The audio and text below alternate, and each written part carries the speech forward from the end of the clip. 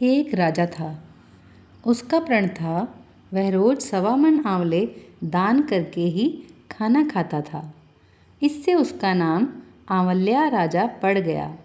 एक दिन उसके बेटे बहू ने सोचा कि राजा इतने सारे आंवले रोज़ाना दान करते हैं, इस प्रकार तो एक दिन सारा खजाना खाली हो जाएगा। इसलिए बेटे ने राजा से कहा कि उसे इस तरह दान करना बंद कर देना चाहिए।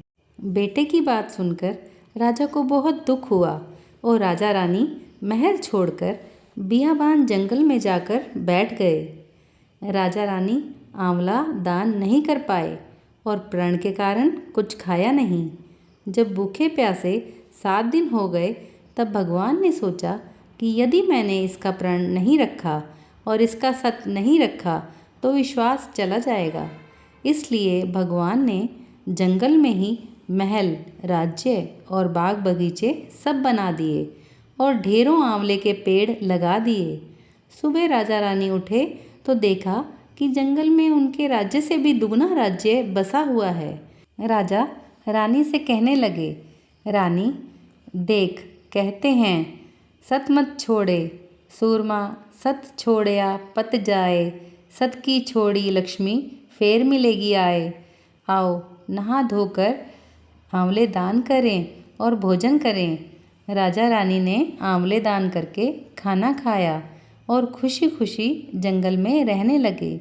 उधर आंवला देवता का अपमान करने व माता पिता से बुरा व्यवहार करने के कारण बहू बेटे के बुरे दिन आ गए। राज्य दुश्मनों ने छीन लिया, दाने दाने को मोहताज हो गए और काम ढूंढते हुए अपने पिताजी के राज्य में आ पहुँचे। उनके हालात इतने बिगड़े हुए थे कि पिता ने उन्हें बिना पहचाने हुए काम पर रख लिया।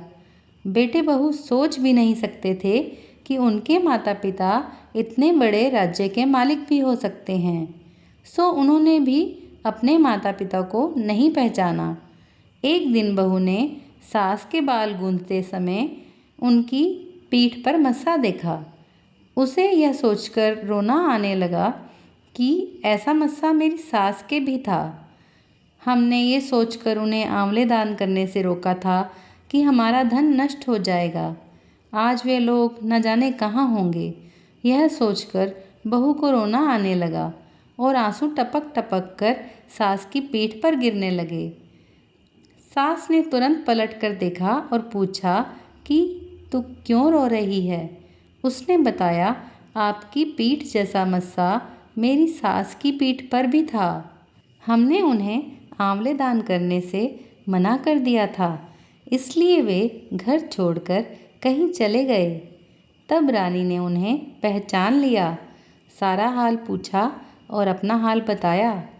अपने बेटे बहू को समझाया कि दान करने से धन कम नहीं होता बल्कि बढ़ता है।